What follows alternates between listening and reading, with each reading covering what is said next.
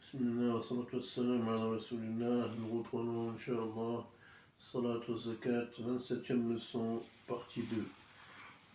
Les savants nous disent que la première chose au jour de la résurrection est la foi, l'iman.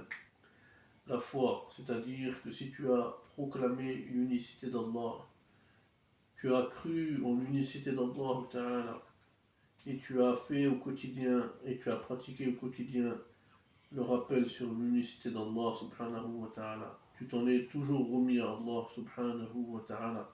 C'est en lui que tu as cru, c'est en lui que tu as placé ta confiance au quotidien. Ce n'est donc pas d'aller vers les charlatans, vers des marabouts, etc. pour leur confier ton affaire. Non, tu t'en remets toujours auprès d'Allah subhanahu wa ta'ala, car c'est lui seul qui peut faire réussir ton affaire. C'est lui seul qui peut te donner le succès. C'est lui seul qui peut te donner la santé. C'est lui seul qui peut te donner la maladie.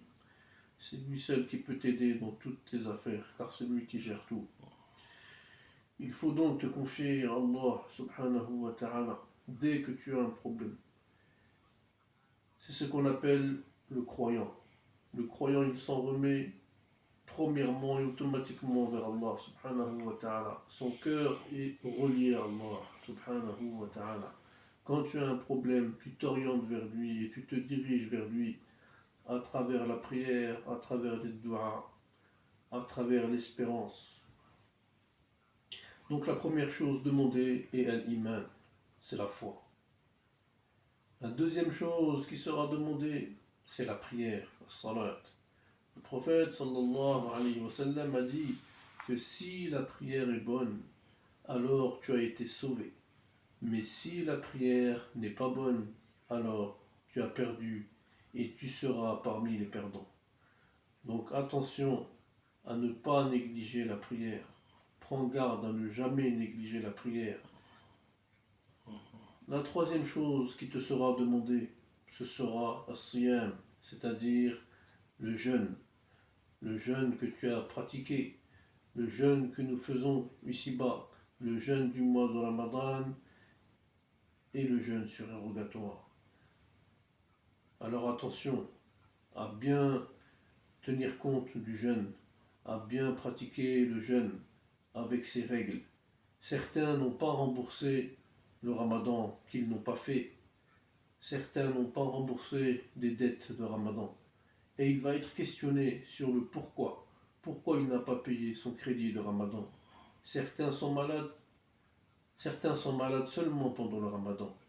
Tu les vois en bonne santé toute l'année, mais quand vient le Ramadan, ils prétextent une maladie, ils prétextent une difficulté pour ne pas jeûner, ou bien pour ne pas jeûner tout le mois. Et après, tu vas le voir qu'il ne va pas rattraper son jour jusqu'à ce que le Ramadan suivant arrive. Attention à ne pas négliger tout cela et ne pas tomber dans le piège de Shaitan qui veut nous faire tomber avec lui en enfer. La quatrième chose que Allah subhanahu wa ta'ala va nous demander est le hajj. Allah subhanahu wa ta'ala va nous demander concernant le hajj et le pèlerinage, est-ce que le hajj a été réalisé? Est-ce qu'il a été bien fait? Est-ce qu'il a été convenablement réalisé? Et avec quel argent il a été fait? Est-ce que l'argent utilisé était licite? Est-ce que l'argent utilisé était bien acquis? Attention, nous devons vraiment faire attention à ce genre de choses. Ce ne sont pas des détails. Si nous voulons vraiment l'acceptation, nous devons réaliser le hajj avec de l'argent totalement licite pour que Allah subhanahu wa ta'ala accepte notre hajj, le pèlerinage. La cinquième chose que Allah subhanahu wa ta'ala va demander au sirat, c'est la zakat. Donc on sera demandé sur les aumônes, sur la zakat, avant d'aller au paradis. Allah subhanahu wa ta'ala va nous questionner sur tout cela. Nous serons donc questionnés sur tout cela avant d'entrer au paradis. Nous devons donc prendre garde à tout cela. Est-ce que nous avons bien prié comme il se doit? Est-ce que nous avons bien jeûné comme il se doit? Est-ce que nous avons bien accompli le hajj comme il se doit? Est-ce que nous avons bien pratiquer la zakat comme il se doit. Le jour de la résurrection, nous allons être questionnés sur tout ça. Aussi, le jour de la résurrection, Allah subhanahu wa ta'ala va questionner et va nous demander sur l'apprentissage du Coran, le hifd du Coran.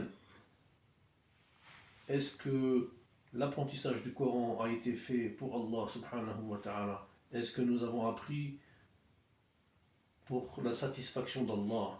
Ou bien est-ce que nous avons appris pour que les gens disent que nous avons appris, que nous connaissons le Coran? Ou bien que nous sommes savants?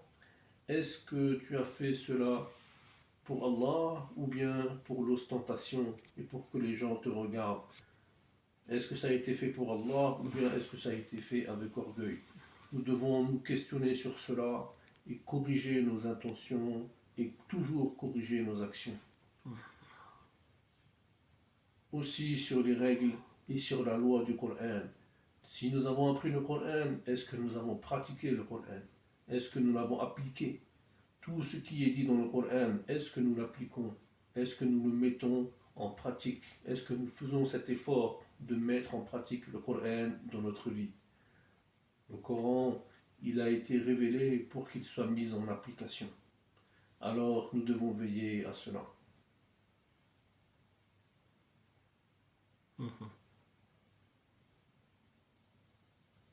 Tu défends les gens, tu ne mens pas, tu n'associes pas à Allah. Est-ce que tu as respecté tout cela? Septième chose que Allah subhanahu wa ta'ala va demander est l'obéissance des deux parents. Est-ce que tu as tenu compte de cela? Et aussi, est-ce que tu as respecté les liens de parenté? Est-ce que tu as respecté ton père? Est-ce que tu as respecté ta mère? Allah subhanahu wa ta'ala va nous demander tout cela. Que Allah subhanahu wa ta'ala nous donne la bonne compréhension. Allah subhanahu wa ta'ala nous dit dans la sourate Al-An'am, وَمَا قَدَرُ اللَّهَ حَقَّ قَدْرِهِ, sourate numéro 7 au verset 91. On n'a pas estimé Allah à sa juste valeur. Que Allah subhanahu wa ta'ala nous donne la bonne compréhension. Ici, nous parlons aussi des brouteurs qui arnaquent les gens sur Internet. Tromper les gens et arnaquer les gens qui ont travaillé pour gagner leur vie. Vous allez venir les escroquer comme ça. Alors ce verset, c'est pour vous. Vous n'avez pas estimé Allah à sa juste valeur. Allah subhanahu wa ta'ala, il va vous punir le jour de la résurrection, le jour du jugement. Vous croyez que Allah subhanahu wa ta'ala, il ne va pas vous juger pour cela? Vous êtes derrière vos ordinateurs à arnaquer les gens, à tromper les gens. Mais il y a une justice. Et ce jour-là, Allah subhanahu wa ta'ala va nous demander de rendre les comptes. Tous ceux qui font ce travail sont les enfants de musulmans. Et tu es là et tu escroques les gens. Le jour du jugement, tu seras dépourvu de tes bonnes actions pour payer les gens que tu as escroqués. Et si tu n'as pas assez de bonnes actions, alors tu vas prendre leurs péchés. Allah Ta'ala dit dans la sourate 47 au verset 10, c'est-à-dire dans la sourate Muhammad, أفلم يسيروا في الأرض فينظروا كيف كان عاقبة الذين من قبلهم دمر الله عليهم وللكافرين أمثالها. N'ont-ils pas parcouru la terre? Qu'ils regardent ce qu'il est advenu de leurs prédécesseurs, de ceux qui les ont précédés. Allah les a détruits et un semblable est réservé aux mécréants. Donc, nous ne devons pas oublier que nous ne sommes pas éternels sur cette terre, que certains étaient là avant nous et ils sont partis, et c'est le même sort qui nous attend, nous allons aussi quitter. Donc, vous les brouteurs, tu ne passeras pas le sirat tant que tu ne vas pas rembourser les gens que tu as escroqués. Les malaïkas vont dire, le jour du jugement, il n'y a pas de cadeau. Les anges vont nous dire qu'il n'y a pas de cadeau. Tout ce que tu as pris, tu vas le payer.